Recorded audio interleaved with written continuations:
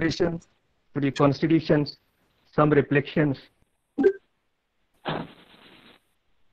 Today we are studying the online lecture series, and we have the great pleasure to have as the chief guest some inaugurator, Professor Dr. Stuti Deka, HOD, Department of Law, Guwahati University. I heartily welcome you, ma'am. I heartily welcome you, ma'am. I also welcome our beloved principal IC, Ms. Pita Brahmo, for her continuous support. Otherwise, not possible to conduct webinar like this. We welcome you, ma'am. I also welcome all the students joining us. I also welcome the esteemed colleagues joining us. Now, Thank you. Before we begin with our sessions, I would like to request Ms. Prita Brahmo, Principal IC of Kokrajhar Law College, to welcome inaugurator Dr. Stuti Deka ma'am and all the participants. Thank you, Suresh. Good morning to one and all present. Welcome. Respected Chief Guest come Inaugurator Professor Dr. Stuti Deka ma'am, HOD Department of Law, Guwahati University. A heartiest welcome to you, ma'am, and thank you for giving us your precious time during this time of global pandemic. Thank you for accepting our invitation as a chief guest come inaugurator, and I'm sure that the students of Kokrajhar Law College and all the other students and participants will be delighted by your lecture. A heartiest welcome to you, ma'am. I also take the privilege in welcoming the teachers, non-teaching staff of Kokrajhar Law College and other institutions.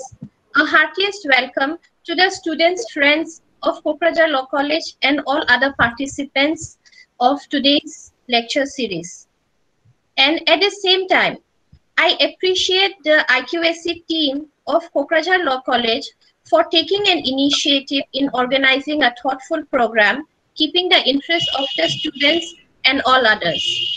So with these few words, I welcome each of you for today's lecture series, and today is just the first episode of lecture series, and continuously we will be having a lecture series on different topics who respected learned professors and judicial magistrates will be addressing the students in tomorrow and again in the near future as well. So I hope the similar cooperation from each of you will receive throughout this online lecture series. So with these few words, I take the privilege in welcoming each of you. Thank you.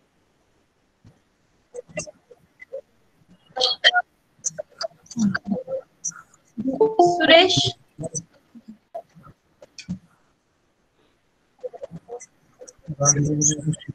Okay, ma'am.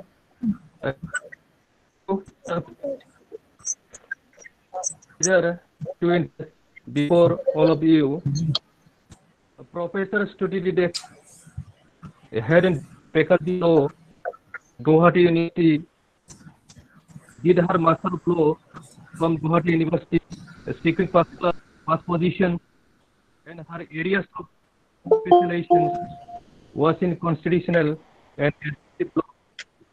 She was awarded PhD degree in the constitutional law by the University. Earlier, she was a practicing lawyer in the Guwahati High Court for more than 15 years and conducted numerous cases to help the litigants by providing legal. Her published books are Juridical to Constitutional and Administrative, Constitutionalism and the Constitution of India, the Constitution of the South Asian Association, Regional Cooperation, the country on justice, practical hope, reflections, and juridical tools. He has other two co-edited on international human rights and economic social and cultural rights. He participated in several national and international seminars, conferences, symposium, and workshops, contributed articles on social journals, books, and magazines. Professor Stuti Desa is also on the editorial board of nationally acclaimed research journals. Now, I would like to request Professor Stuti Desa to proceed the webinar. The platform is now all yours, madam. I request you, madam, to proceed the webinar. Thank you.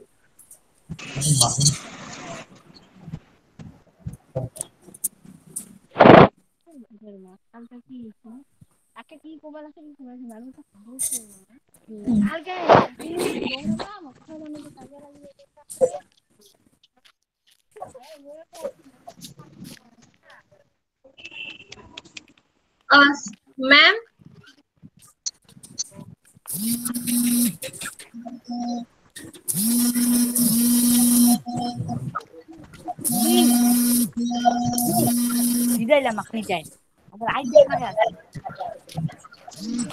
Thank you. Welcome, ma'am. yes, Stuti ma'am, are you there? I request all the participants to kindly mute your speaker. Oi, mami.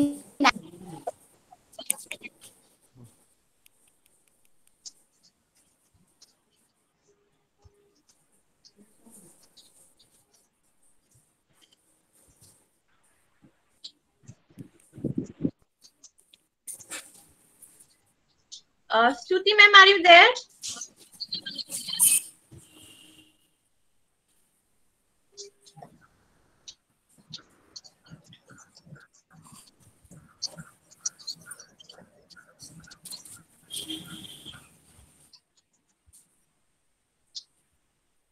Today, madam, audio is muted, madam. Yes, ma'am, we can see you now.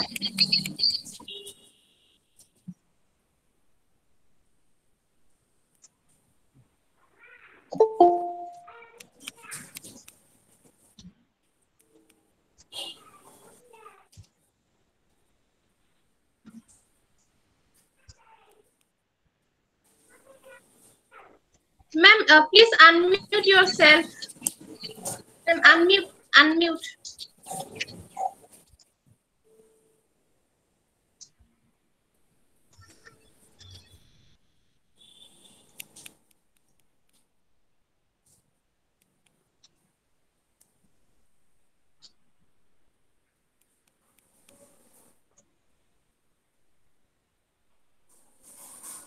Yes, ma'am.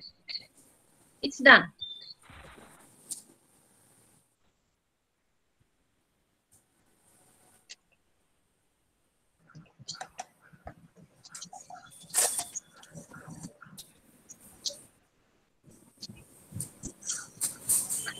Okay. First of all, I would like to offer my sincere gratitude to Ms. Rita Brahma, Principal ICT, Kokrajhar Law College, Dr. Pranay Kumar Aditya, Director IQAC, Mr. Suresh Basumatari, Coordinator IQAC, Kokrajhar Law College, for inviting me as chief guest to inaugurate the online lecture series of Kokrajhar Law College. Thank you, Mr.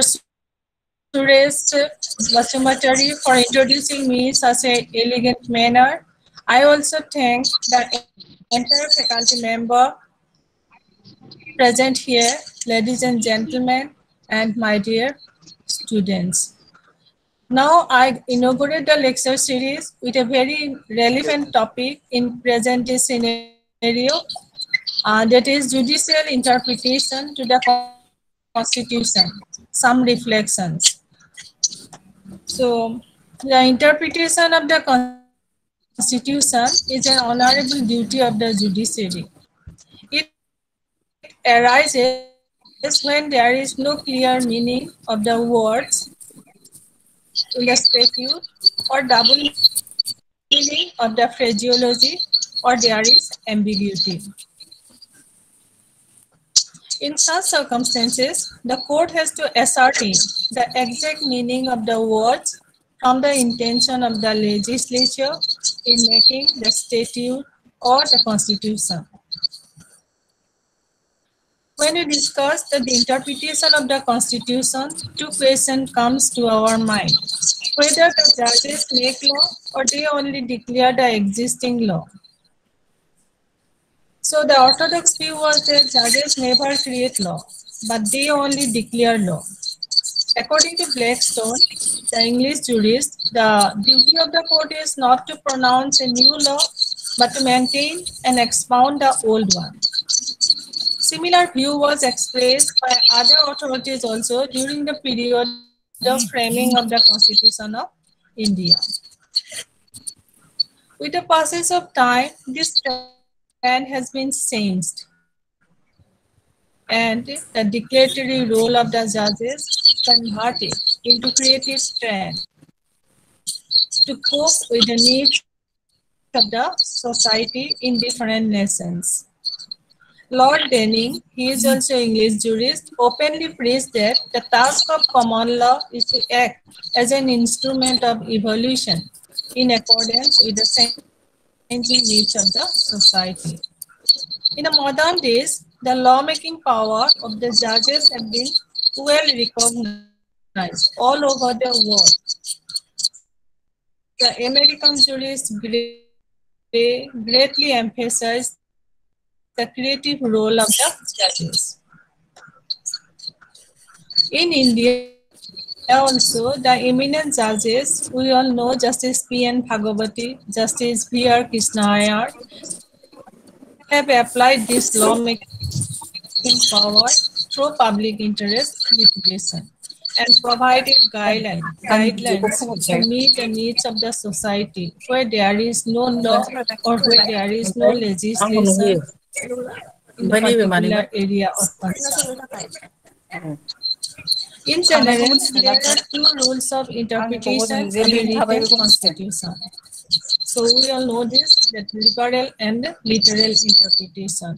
One is literal or grammatical interpretation, where the judges apply the same canon as are usually applied to the interpretation of ordinary legislative enactments. It is the general rule of construction that the language used in the statute, that means act, should be construed in its ordinary natural meaning. The judges have no justification to modify the language of an act according to their own views to establish what is right and what is reasonable. There is no jurisdiction to interpret according to their own whims. So that was the literal interpretation. When there is no ambiguity in the phraseology of an enactment or even in a constitution, the need of interpretation does not arise. The primary object of interpretation is that the intention of the legislature must be ascertained. This is the positivist or Austinian approach. Another approach is literal, that is law creative interpretation of the Constitution. The Constitution is the supreme law of the land. Therefore, for its construction, different canons, such as more liberal approach, is necessary than the interpretation of ordinary statute. It is revealed that when an ordinary statute is declared as constitutional or unconstitutional, it affects only a limited number of people. But in case of declaring a constitutional provision as constitutional or unconstitutional, it affects the entire governmental functioning, policy making, and even the constitutional process in the country. Thus, the interpretation of the and make law while interpreting the constitution. So the courts have to balance between public interest and individual interest. The judges apply different approaches in the interpretation of the constitutional provisions. Sometimes they interpret the constitutional provisions in a passive manner, and sometimes they use the active role, which is also known as judicial activism. On a particular issue, the disposition of the judges are not same. That means all judges have not given the same judgment, or they may not agree in a particular issue. As a result, there are majority and minority judgments. If all the judges have the same or common, the general rule is that majority judgment will prevail. Now let us look to the role of Privy Council during colonial rule. So the government of India or Indian territory was under the colonial rule. So we all know that during the colonial days, the highest appellate court was the Privy Council in England. And the Privy Council usually apply the canons of statutory interpretation in constitutional interpretation as well. That means they apply the literal rule of interpretation. So we can give an example, King Emperor versus Banwari Lal Sharma's case. Here in this case, the Privy Council applied the rule of literal interpretation or grammatical interpretation. During the colonial rule, the Privy Council interpreted colonial constitution of India. So this colonial constitution of India is known as the Government of India Act 1935 and the British North America Act 1867. These were the acts enacted by the British Parliament, and so the Privy Council interpreted them as statutes, not as constitution. The judges applied a literal approach in the interpretation of statutes, and during that time, the lawmaking or creative role of the. But in the post-colonial era, the approach of the constitutional interpretation had been changed to a great extent. There are a number of cases where the Privy Council changed the approach of interpretation from literal to liberal approach. The Privy Council posed question to itself whether constitution should be interpreted according to the same principle as an ordinary statute. So according to one view, the status of the constitution is recognized as an act of parliament. Therefore, there is no room for interpreting it less rigidity and greater generosity than other acts. That is the view of one authorities. They express their view that it should be equally treated. Another view is that the constitutional institutional instrument is in sui generis. That is, it is an unique, calling for principles of interpretation of its own, suitable to its character, without necessary acceptance of all the presumptions that are relevant to legislation of private law. So Privy Council preferred the second opinion, and while interpreting the provisions of the fundamental rights in Bermuda Constitution, avoided the austerity of legalism. The British courts also make policy choices and the Privy Council also adopted the lawmaking power of the Constitution that has been accepted. Now we have to look into the constitutional interpretation of another important country, that is USA. In USA, the judges have always adopted creative role in the constitutional interpretation because the US Constitution is a very brief and compact document. It is drafted in general language, which can be interpreted and reinterpreted by the courts from time to time in the context of contemporary circumstances. The Supreme Court of USA has evolved number of doctrines such as due process of law, immunity of instrumentality, separation of powers, police powers, etc., etc. These doctrines are not mentioned explicitly in the written constitution of USA. So the judges of the Supreme Court of USA are usually putting emphasis on judicial creativity, which leads to judicial activism in constitutional matters.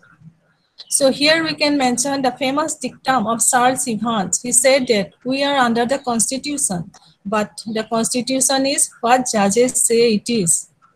So it is a very compact document. Therefore, the interpretation is the main things that has been rolled up country. We all know the Constitution of USA is a very rigid one. Since 1789, the Constitution has been amended 27 times. The first 10 amendments are collectively known as Bill of Rights. The amendments of the constitutions are very difficult, so the judiciary has to interpret the constitution in such a creative manner so that it can serve the needs of the present day highly sophisticated technological society without much amendment of the constitution. In 1930, 1930, President Roosevelt, he initiated an economic program known as the New Deal, but the Supreme Court declared some parts of it as unconstitutional. So there is a conflict between judiciary and executive. The president was very much annoyed at this, but ultimately most of the program could be judicially upheld. The Supreme Court of USA has never adopted a literal approach to the Constitution. It has always interpreted the US Constitution as Constitution and not as a statute. The Supreme Court of USA has been rendered many outstanding decisions on the Constitution. While interpreting the Due Process Clause, the Supreme Court emphasized on the word due, which has been interpreted to mean just, proper, reasonable. Thus, the Supreme Court can pronounce whether a law affecting a person's life, liberty, property is reasonable or not. This creates the doctrine of substantive due process as well as procedural due process. Under the substantive due process, the Supreme Court strike down any arbitrary, unreasonable, capricious legislation and executive act as violations of the Constitution of USA. The same principle is adopted in India also while interpreting the Constitution. Next, we are coming to the constitutional interpretation in India. Initially, it was literal interpretation. The predominant approach in the interpretation of the Constitution of India by the highest judiciary was positivist. Positivist means literal. That means the judiciary applied the literal rule for the interpretation, which is more or less same approach that is applied for ordinary statutes. As discussed, it is the traditional theory that a judge does not create law, but only declare law, was accepted in India also. This view prevailed in England during 19th and 28th century. India was under the colonial rule for more than 200 years and inherited common law principles from the British as well. After independence, Justice Mukherjee in Saranjit Lal's case said, in interpreting the provisions of our Constitution, we should go by the plain words used by the Constitution makers. The first constitutional case, A.K. Gopalan versus State of Madras, the Supreme Court applied the literal and strict interpretation, which deduced Article 21 of much of its efficacy and effectiveness and made personal liberty a matter of legislative discretion. But it would have been even in the absence of Article 21. Eminent jurist Sirvai praised Gopalan as a landmark of judicial wisdom, judicial detachment, and judicial restraint. But with the passage of time, the trend has been changed, and Article 21 have been very liberally interpreted since 1978, that is after Maneka Gandhi's case. Again in Saka Venkatarau's case, and there are a number of other cases also where the court interpreted Article 226 so narrowly to issue writs by the high courts. These cases reveal the general trend of the judiciary in interpretation of the Constitution as a statute. Then there are other provisions area is also there for discussions. So I would like to mention the application of the doctrine of res judicata. to the interrelationship of Article 32 and 226. And scope of Article 32 has been somewhat cut down by the Supreme Court, though the Constitution places no such restriction on it. It means in res judicata, this doctrine was not placed in the writ jurisdiction, but Supreme Court applied the application of the doctrine res judicata and cut down the jurisdictions of Article 32 to some extent in initial stages. Then there is an application for law of limitation to writ petitions, although the Constitution is silent on this point. Next important issue is the ADM Jabalpur case, which is popularly known as habeas corpus case. During the emergency, this has been done by the judiciary, and it was recognized as the worst judgment during the entire period of the judiciary in India. It violated the basic principle of rule of law and failed to protect the people when it was needed. So this is another area. The jurisdictions of the Supreme Court is discussed in very badly during the emergency period in India, ADM Jabalpur's case. So interpretation is the main issue, how the judiciary has interpreted the Constitution to protect the rule of law in a country. Then the liberal interpretation. In due course of time, the declaratory role of the judiciary has been abandoned by the judiciary itself. The creative role of judiciary is recognized worldwide in modern times. This creative interpretation to the Constitution is also known as liberal interpretation. The Constitution is the supreme law of the land. It is the mechanism under which laws are made. Any law made by the legislature is inconsistent to the Constitution would be void. The Constitution is not a mere statute. It can declare what the law is to be. Therefore, the interpretation of the Constitution should not be narrow. In a generic interpretation, its flexible construction is the requirement of the present-day society. And Constitution is the living organism, and it should meet the needs of the changing society. The judiciary is the protector and guardian of the Constitution. The Constitution protects the fundamental rights of the individual and democratic values. The courts seek to bring the basic static clauses in the constitutional document to life in conformity with the needs of dynamic society. In various cases, the Supreme Court has stated that Constitution should be interpreted liberally as a constitution and not as a statute, not as an act. In Pathuma case, the Supreme Court has emphasized that the judicial approach to the Constitution should be dynamic rather than static, pragmatic, not pedantic, elastic rather than rigid. Again, we can mention the Goodyear India Limited case. Here, the Supreme Court emphasized that the Constitution is to be construed not in a narrow and pedantic sense. It is to be construed not as a mere law, but as a machinery by which laws are to be made. It needs to be construed broadly and liberally.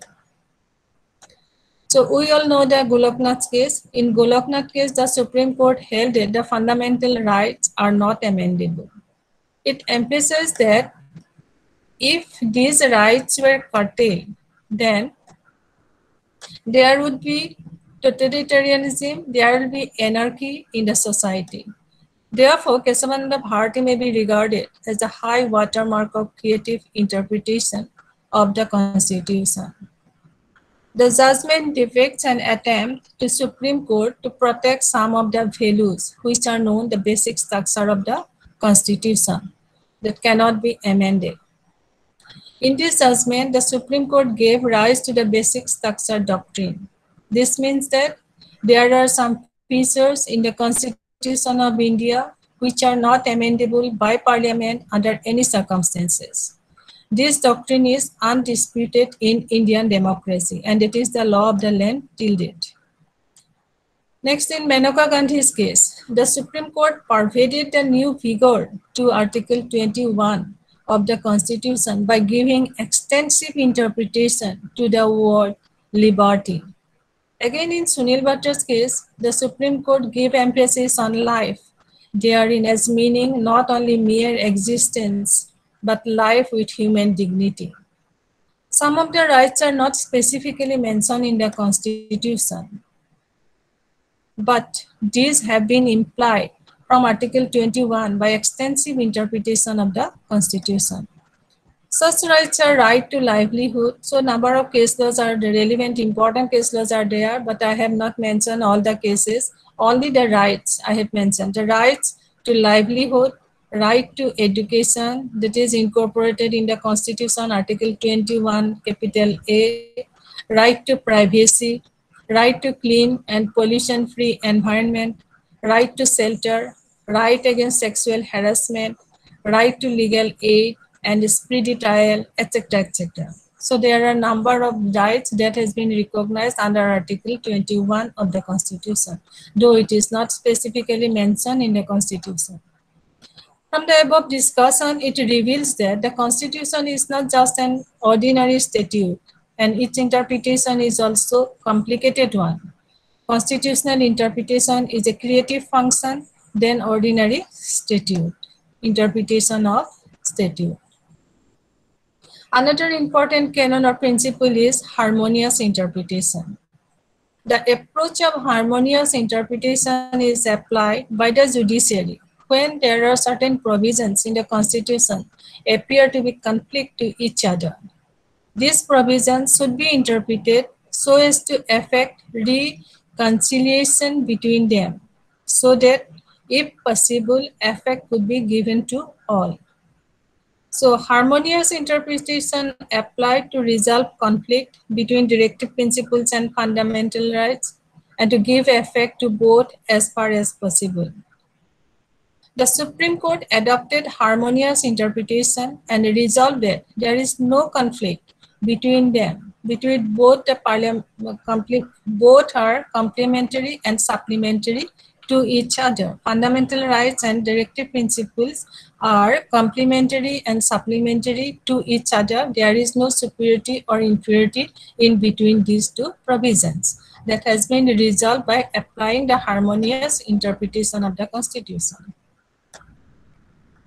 Then the harmonious principle has been applied to interpret the entries in the various legislative lists. Then in Sankari Prasad case, the Supreme Court reconciled the conflict between Article 13 and Article 368 by applying the harmonious interpretation. According to Article 13, no law can abridge any fundamental rights. According to Article 368, Parliament can amend any provision of the Constitution by passing law according to the procedure laid down in Article 368. It is argued that the Constitutional Amendment Act is a law, and if it abrogates the fundamental rights, then it would void Article 13 according to Article 13. This conflict was resolved in Sankari Prasad case by Justice Patanjali Sastry, interpreted both the articles harmoniously and held that Article 13 would exclude a Constitutional Amendment Act from its purview. So it is valid. Fundamental rights can be amended. That is Kesavananda Bharati's case. Again in Goloknath, the Supreme Court disagreed with the approach of Sankari Prasad. So there is an interpretation is going on regarding the Article 13 and Article 368.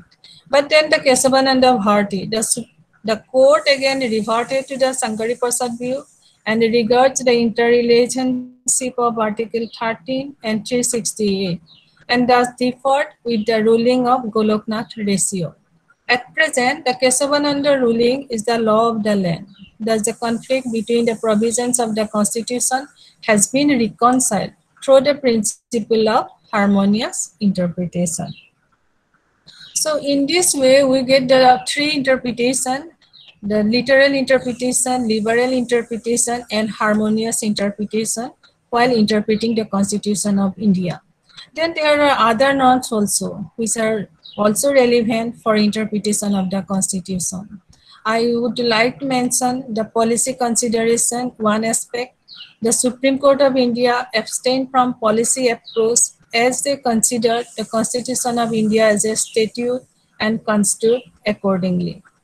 But in Cooper versus Union of India, so which is also known as bank nationalization case, the Supreme Court declared economic considerations and policies underlying the bank nationalization case. Here the court is considered with the law as such and not with merit of its underlying policies. This trend to some extent still prevailing, and this case law is also relevant in present day scenario to study in depth. So bank nationalization case. Then Constituent Assembly debate. Constituent Assembly debate, which is in brief known as CAD, is the source of information regarding various provisions of the Constitution. The judges generally do not rely on historical materials in interpretation of the Constitution. But in some cases, if there is ambiguity or for proper understanding of the circumstances, the courts have considered the debates, but not for the purpose of controlling its meaning. So here we can mention the Bela Banerjee's case. Again, in Shamsher Singh case, Justice V.R. Krishnaiyer quoted the CAD to come to the conclusion that the president is only a constitutional head. In Kesavananda Bharati's case also, we get the Supreme Court extract some provisions of the CAD when decided the cases. It is observed. Next, it is the preamble. The preamble is the source of the interpretation of the Constitution.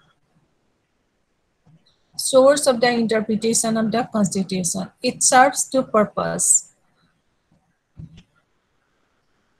First, it declares what the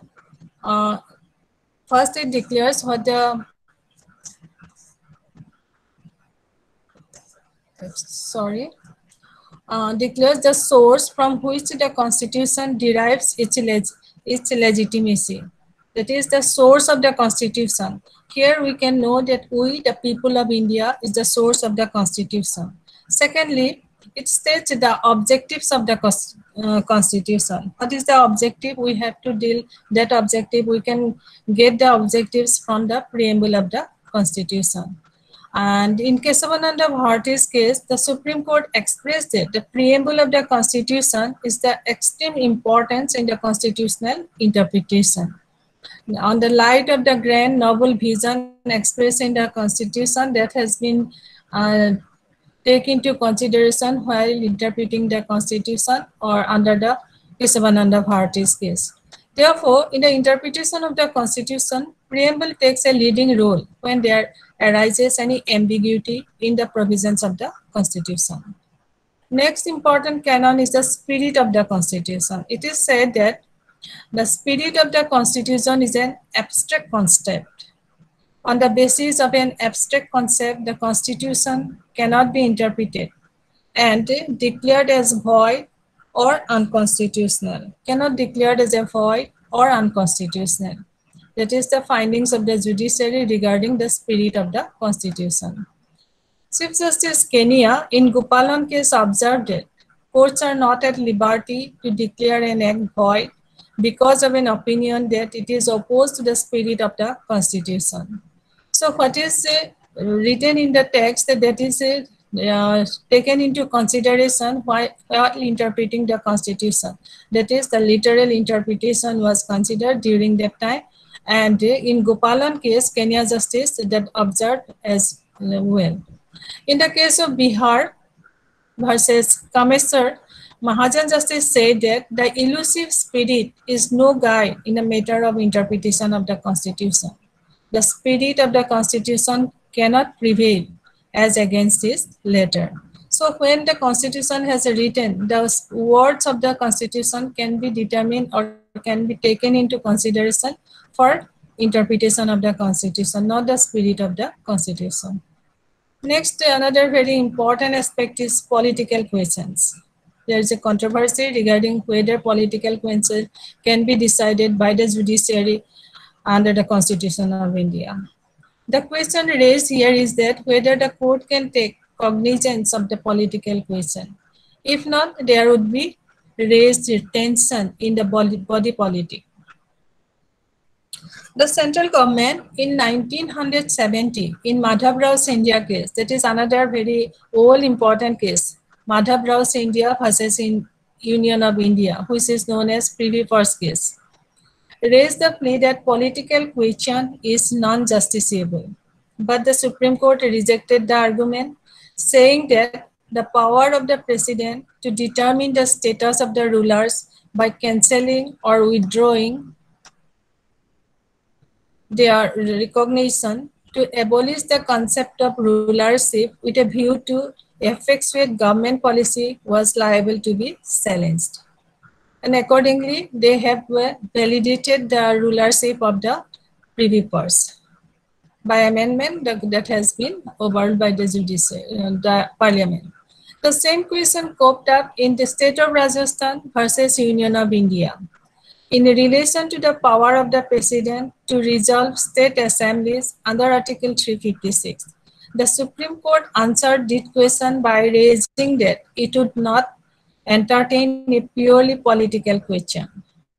The court is concerned only to adjudicate legal rights and liabilities. In this case, the Supreme Court, however, suggested that it may not entertain a matter in which it could not lay down judicially discoverable and manageable standards. So that is the present position in this excerpt regarding the political question. So it is not a straightforward formula that political questions cannot be decided by the judiciary. Next important issue is the foreign precedent. While interpreting the Constitution, the courts have cited various precedents from the country of USA, Canada, Australia, and Britain. However, the Supreme Court warned in different cases that foreign precedents have only persuasive value, but they ought to be used with caution and not discriminately. So persuasive value, that means they may consider it or may not consider. We can mention some citation here. For example, in Atiyabari case, Trade and Commerce, the Supreme Court stated the reason why the Indian judiciary cited the foreign precedents. Thus, in Indian courts adopt a selective process in applying foreign precedents. There are a number of cases where the principles of American Constitution have accepted by the Supreme Court of India while interpreting the Constitution. In few examples, we can cite it in Goloknath case, that is the prospective overruling, in Govind versus State of Madhya Pradesh, and then Gopalan cases, Menaka Gandhi's case. Gopalan case, prospective overruling is there. So Menaka Gandhi's case, the due process of law, procedure established by law under Article 21. So these are the provisions that has been taken from the Constitution of USA. The interpretation of the Supreme Court of USA, these are the precedent that has been adopted by our judiciary while interpreting the provisions of the Constitution.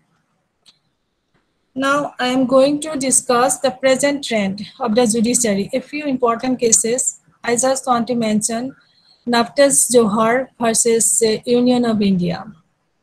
So in this landmark judgment, the Supreme Court, 5 judges bench, Deepak Mishra as the Chief Justice of India, unanimously struck down Section 377 of IPC to the extent that it criminalized same-sex relation between consenting adults. The verdict was hailed as a landmark decision for LGBT rights in India. So this is an important case law, Navtej Johar versus Union of India. Navtej Johar. Another important case is Sabarimala case. In this case, a group of 5 women lawyers filed a petition before the Supreme Court demanding women of all age groups should be allowed to enter the Sabarimala temple in 2006.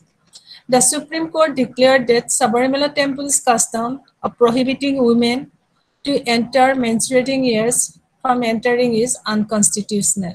It is pertinent to mention what Justice Chandrachud mentioned. I just want to quote the Chandrachud's opinion. If we truly to emerge out of the grim shadows of a society which has subjugated groups of our citizens under the weight of discrimination for centuries, it is time that the Constitution is allowed to speak as it can only do, in a forthright manner, as a compact of governance for today and the future. From the above discussion, it is revealed that different canons have been applied by the higher judiciary to interpret the Constitution, so that the meaning of the phraseology, when it is not clear or ambiguous, can be ascertained as mentioned by the framers. The objective of the Constitution should be achieved through interpretation. The above norms have also tremendous impact in the interpretation of the Constitution. Further, it is revealed that the Constitution is a living document. It grows with time, adjusts with needs of the society. It is not just an ordinary statute, and its interpretation is also a complicated one. Constitutional interpretation is a creative function, and statutory creative function than the statutory interpretation. With these few words, I would like to conclude, and I thanks all of you for your patience hearing. Thank you.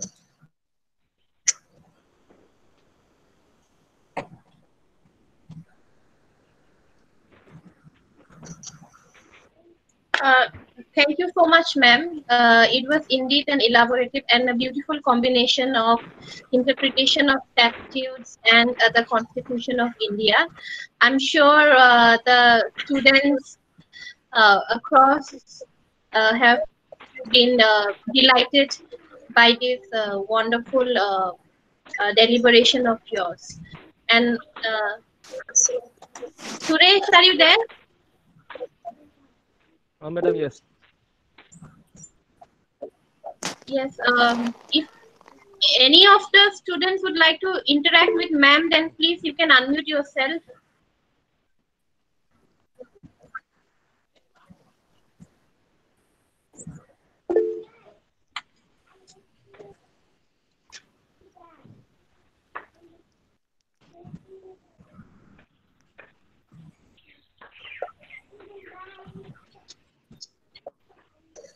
Hello, ma'am.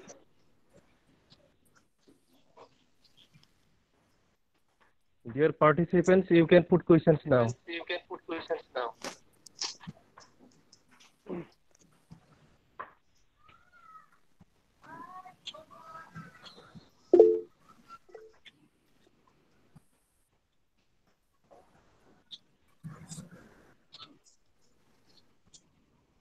Hello, ma'am.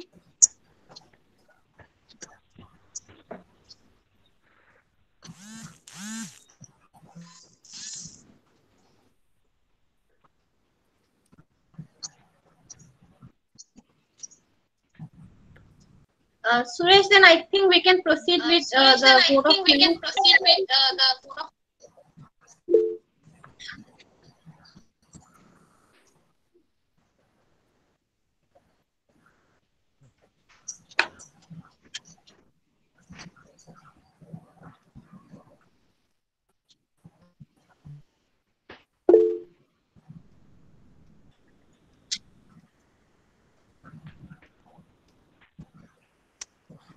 Okay.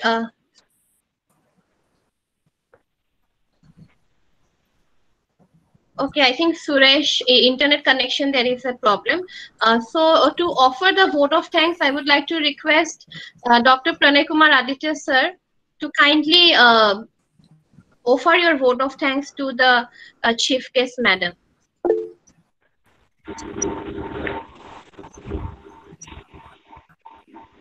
Respected Chief Guest Professor Dr. Stuti Deka, respected Principal, dear colleagues in the Faculty of Law in Kokrajal Law College, my dear student friends and participants.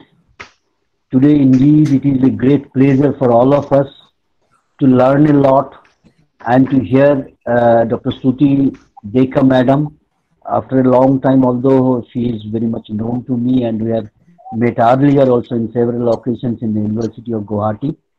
Anyway, now speaking on the topic judicial interpretation to the Constitution, some reflections.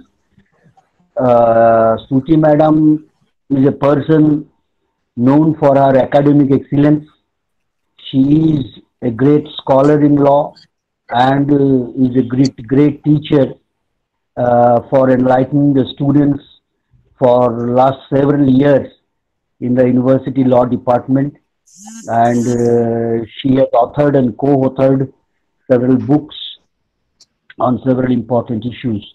On today's lecture, she has very nicely deliberated upon the several instruments for judicial interpretation of the Constitution.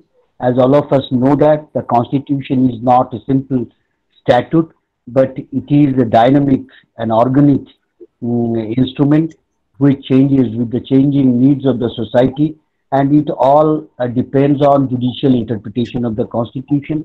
Madam has very clearly mentioned about how literal or grammatical or harmonious or policy considerations or constituent assembly debates or preamble or the spirit of the Constitution altogether is making our judges to interpret the Constitution with the needs of the social society. There are judicial activism which is considered. Also, there is a constructive interpretation of the Constitution, which she has very clearly mentioned in her speech.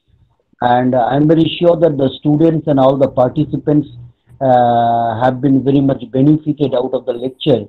And today I'm thanking her for inaugurating the lecture series organized by the IQAC of Kokrajal Law College. And Madam has also mentioned about several important cases in which the Supreme Court has shown his excellence in interpreting the Constitution with the needs of the society to render distributive justice, and on several social issues like LGBT and case, etc. of recent time. Now, from A.K. Gopalan's case to Jabbalpur case to Keshavananda's case, she has mentioned all the facets of the constitutional interpretation. So we are, and on behalf of the Kokrajal Law College, I am grateful to you, Madam, for sharing your valuable time with us, and thanks a lot, and hoping for your future connections with this college in other such lecture series to commence in future. And thank you, the organizer, and thank you, Madam, once again as a resource person. Thank you very much.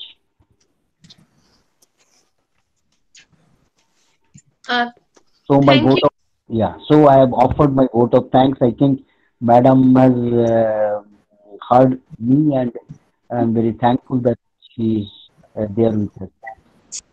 Thank you very much. Thank you so much, ma'am. We hope to meet you once again in near future for some other lecture series. And today itself, I invite you to our college as soon as the pandemic is over. We would like to hear from you in physical world also. Thank you so much, ma'am, for giving us your precious time. And I request all the students and participants to kindly please be available for following lecture series as well. And tomorrow at 9 a.m. we have another lecture series on constitutional law of India on topic federal principle. So I thank you to each one of you. Thank you, ma'am. Thank you so much.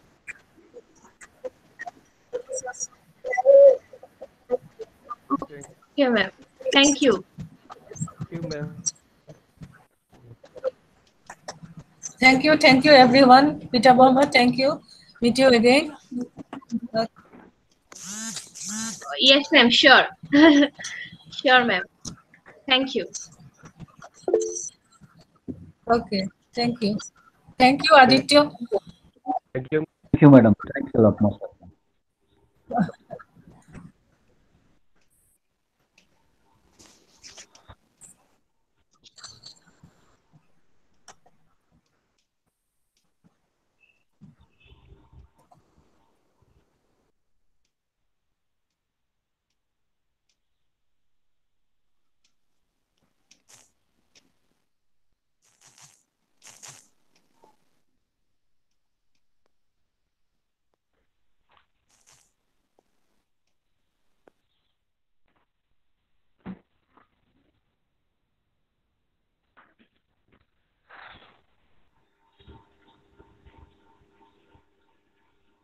Yeah, I think the meeting is over, so leaving.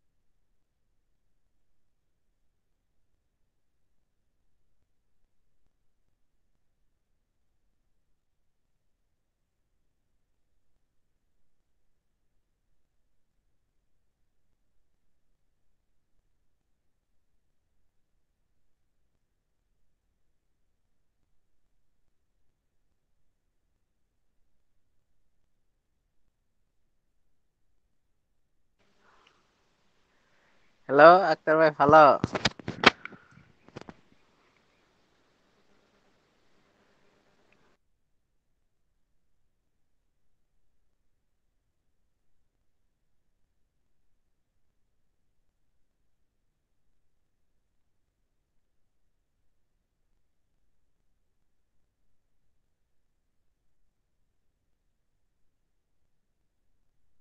Hello Moinul ভাই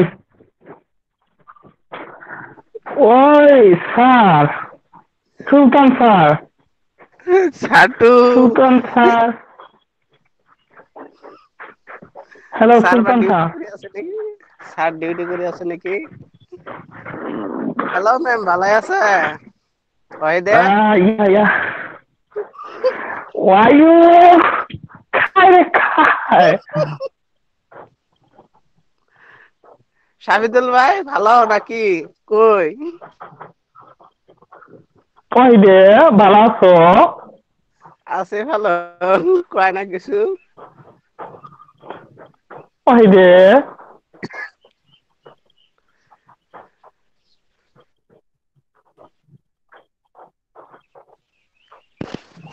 শাহিদুল ভাই ভালো আছো? Bye guys. ওই ও Chandna ma'am কারা প্রীতি ma'am কি কইতাছে? প্রীতির কি বাপের সম্পত্তি নিজের কি বিলা ভাবে আমার ভাইকে দিছে।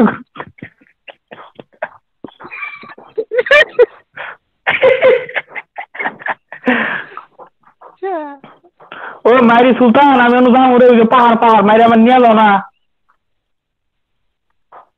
কি ভালো দেওয়া ওই যে পাহাড় ডাইরেক্ট।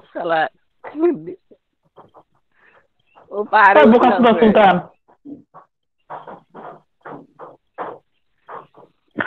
Bye guys.